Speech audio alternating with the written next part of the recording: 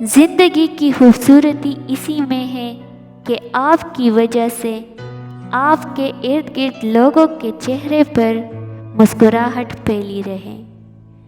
روشنی میری دور تلک جائے گی، شرط یہ ہے کہ سلیقے سے جلاؤ مجھ کو۔ زمین کے اوپر عاجزی سے رہنا سیکھو، زمین کے نیچے سکون سے رہ پاؤ گے۔ چہرے کی چمک اور محلوں کی اونچائی پر مت جانا۔ جس گھر میں ماں باپ اور بچے ہنستے نظر آئے، سمجھ جانا وہ گھر امیروں کا ہے۔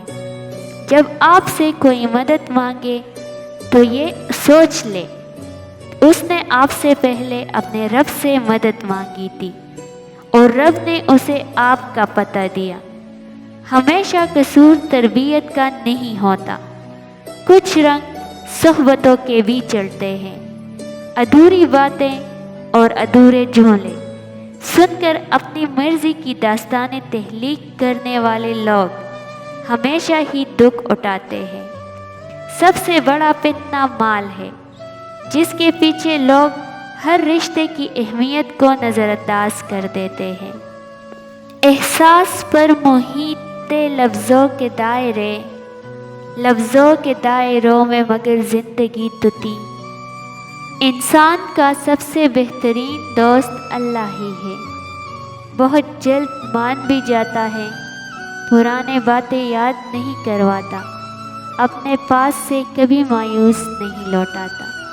آسانیاں بانٹیں تاکہ آپ کا سفر بھی آسان ہو، زمین کے اوپر بھی اور زمین کے نیچے بھی، کیونکہ مکافات عمل اٹل ہے۔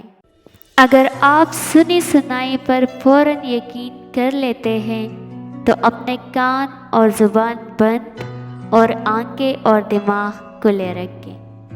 مومن آزمائش کے بعد نکھر جاتا ہے اور منافق بکھر جاتا ہے۔ انسان کے آنسو اس وقت مقدس ہوتے ہیں جب وہ کسی اور کی تکلیف محسوس کر کے نکلتے ہیں۔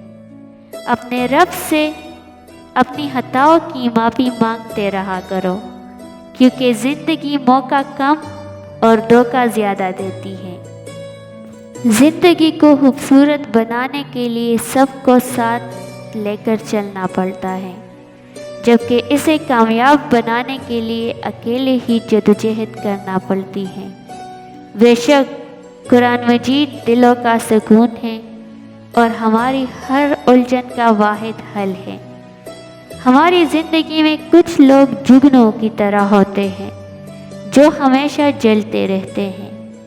جب کچھ ممکن نہ ہو تب اور زیادہ یقین سے مانگو، کیونکہ معجزے خدا کی شان ہے۔ مصر کی عورت سے غلطی ہوئی تھی، ایک جرم سرزد ہوا تھا، مگر اللہ نے اس کا پردہ رکھ لیا۔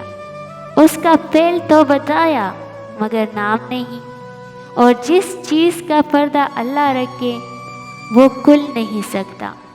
مگر ہم نے یوسف اور زلیخا کے قصے منبر پر جا کر سنائے۔ ہم کیسے لوگ ہیں، سوچ اتوار سبھی ڈھنگ بدل جاتے ہیں۔ لوگ لوگوں سے ملے، لوگ بدل جاتے ہیں۔ مجھ کو رنگوں کی طرح لگتی ہے دنیا ساری، رنگ رنگوں سے ملے رنگ بدل جاتے ہیں۔ اتنا مت بولے کہ لوگ آپ کے خاموش ہونے کا انتظار کریں، بلکہ اتنا بول کر خاموش ہو جائے کہ لوگ آپ کو دوبارہ سننے کا انتظار کریں۔ وقت سے ہارتے ہیں وہ جنہیں اللہ پر بھروسہ نہ ہو۔ کبھی کبھار حق پر ہونے کے باوجود ہمیں خاموش رہنا پڑتا ہے، اس لیے نہیں کہ ہم ڈرتے ہیں، بلکہ اس لیے کہ ہمیں رشتے بحث سے زیادہ پیارے ہوتے ہیں۔